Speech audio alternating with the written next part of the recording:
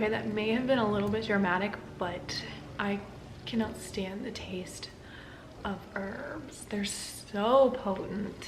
I just filled up a little shot glass, as you saw, with some herbs that I'm currently taking, and if you hold your nose, you cannot taste it at all. So then I just chug that, and then I drink some water, and then usually it doesn't leave like that awful aftertaste in my mouth that I can't stand. Ugh. But I've been sitting on this watermelon for like over a week now. I think I bought this, and I just keep putting off juicing it because sometimes juicing is like a big ordeal, but it's honestly no different than cooking a meal for yourself. It takes the same amount of time, like prepping and stuff. So it's really not any different. Just sometimes I feel like in our heads we like think something's harder than it is, even though we've already done it. We just like work it up in our mind like it's just gonna be this big ordeal, but it's just a freaking watermelon. So we're gonna juice this bad boy today, and if you've been a subscriber for a while, you know we're bringing it back to the OG days when I would pretty much vlog me juicing a watermelon every single time that I made a video, because it was literally my life. And it's summer now, so finally watermelon kind of looks okay. I mean, I don't know. I feel like I kind of forget when, you know, like when you're on Facebook or Instagram, you see like the picture of like what's a perfect watermelon, like if it's yellow spots or orange spots or like the different webbing on the watermelon. I save that and screenshot it every time, and I still forget it. So I just went off my instinct. I mean, this bad boy is heavy. She's not too big, but she's got a nice little yellow spot here, so I thought this could be a good one. I could totally be wrong and it sucks, but for me, I won't know till I cut into the thing and start juicing it. So because this kind of takes a hot minute, I'm gonna throw on a little podcast. The one I was listening to last night, I think, because I love to listen to podcasts when I fall asleep. It just makes me fall asleep faster. And I'm really into the podcast called Dualistic Unity. Just really gets the mind churning. But I fell asleep listening to it, of course. So I am going to run it back and listen to it again.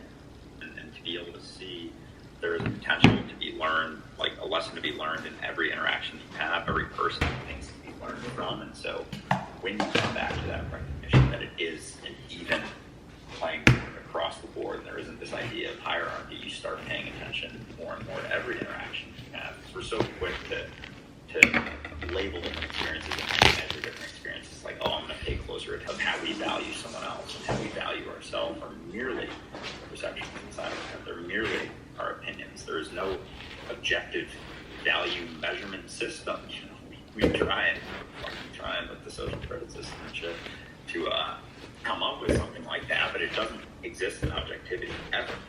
Like, it's such a mind-blowing recognition to realize that wherever you perceive your value to fall isn't where it's falling. Wherever you perceive someone else's value to fall is not where it's falling. Like, it's never been. And yet we still think there's some degree of truth in that. Let go of your idea of what you think is happening, recognize that you don't actually know, and it'll continue to unfold. We don't have to cling to a trajectory or a path to get us to a specific spot. Like, paying attention is enough. Paying attention is all you have to do. Everything unfolds from there. It's not that we pay attention because it's going to get us to a certain spot. The attention takes us to the spot, which is always just where we are. And it's just that over and over and over and over and over.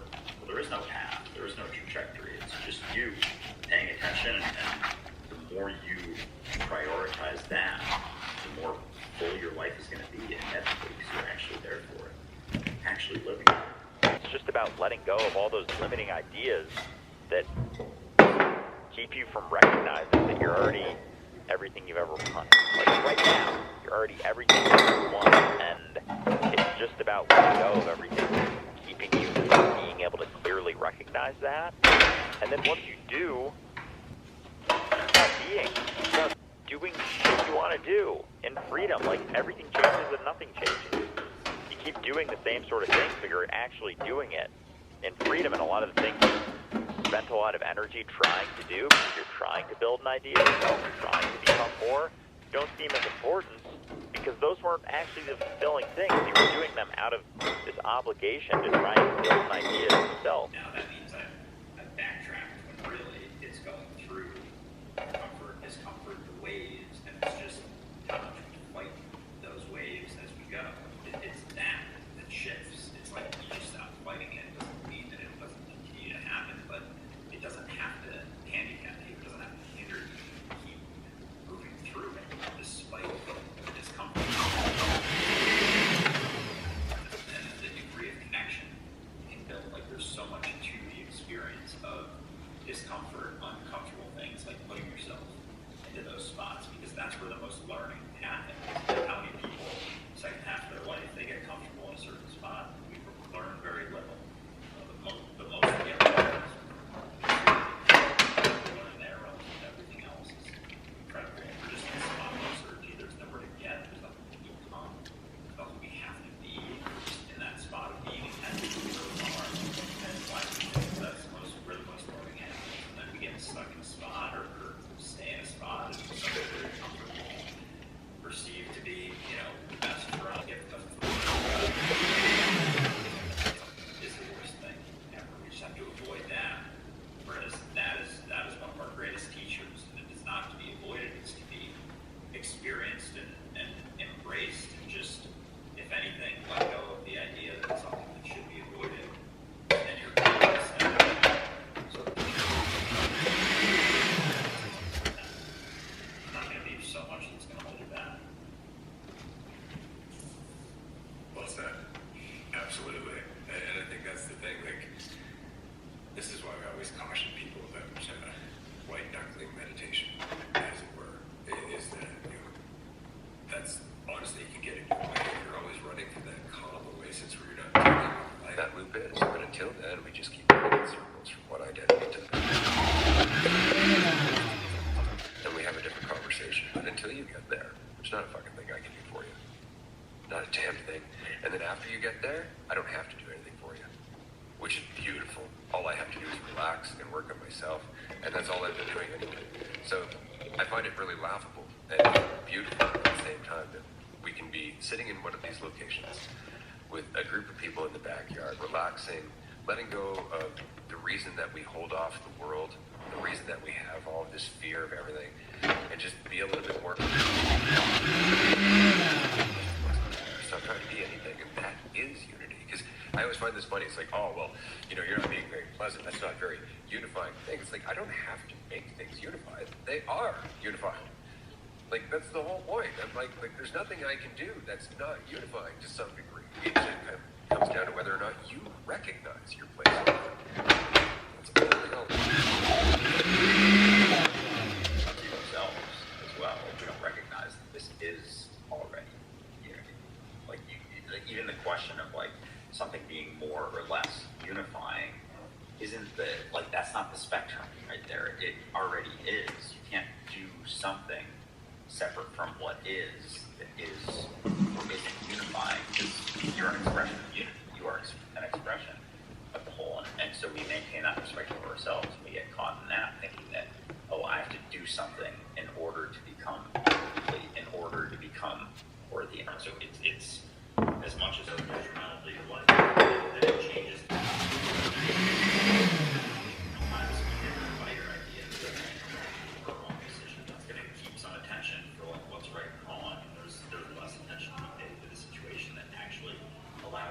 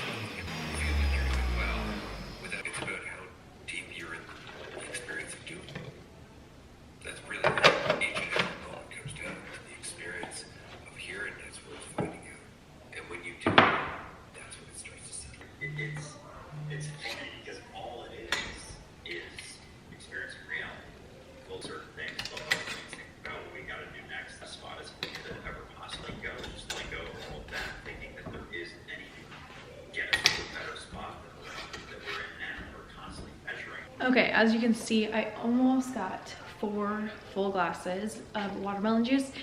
And to be honest, I feel like I used to be able to get 6. Or maybe it was 4. I don't know. I think I did juice like 2 watermelons most of the time when I was like in my juicing era. But yeah, I don't know. I usually feel like I get more than 4. Well, I almost got 4. As you can see, we're just a little shy on this one, but this is the one I'm gonna drink now. So it's not a big deal. I'm just gonna fill it up with some ice because I like it to be really cold. Just tastes better in my opinion. Yeah, we got 3 full ones are ready to go. I can just pull it out of the fridge whenever I want. It's so convenient, and it just makes me feel good from the inside out. Obviously, it's really good for your cells and great for digestion. Meanwhile,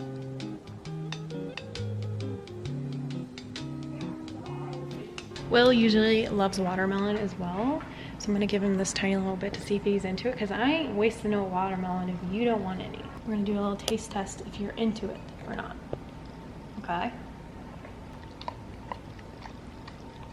Well, don't be scared of it. You didn't even get nothing. Okay, I think you're into it. He usually does like watermelon, but I can't give him too much. Would you like some more? I can give you a little more. Okay. Hold on.